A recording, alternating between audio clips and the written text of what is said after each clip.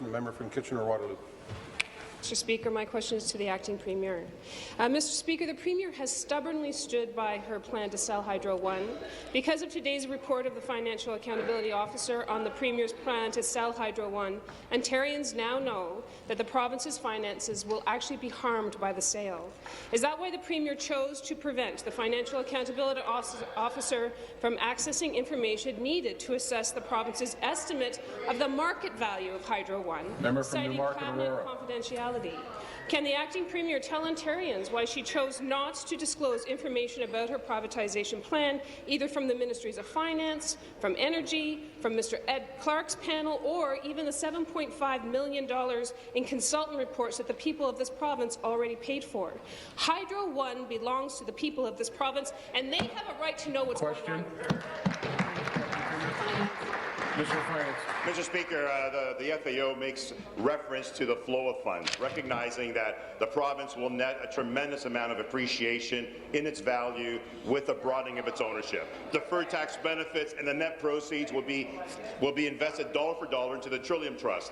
The amount of the book value goes to pay off debt, which I know the third party loves to increase, but we are not going to borrow to keep building, Mr. Speaker.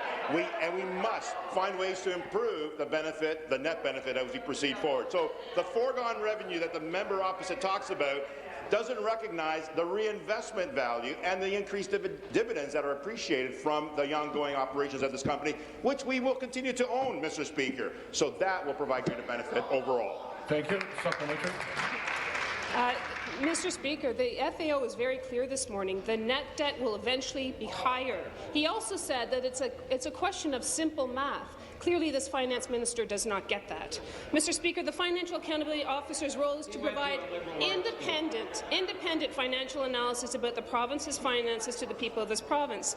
This is one of the reasons why it's so important that we now have this office. This government needs all the help that they can get, Mr. Speaker.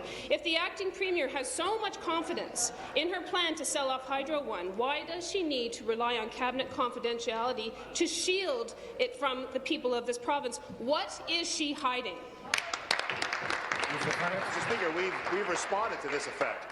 We do have confidentiality requirements within the cabinet, as also established in the FAO Act, which we all agreed to. We also recognize that we have a prospectus and we have to abide by the OSC in regards to what we do next. So we have a quiet period, but at the same time, we want to maximize the net benefit on this transaction. That would be harmed based on what this member is asking us to do.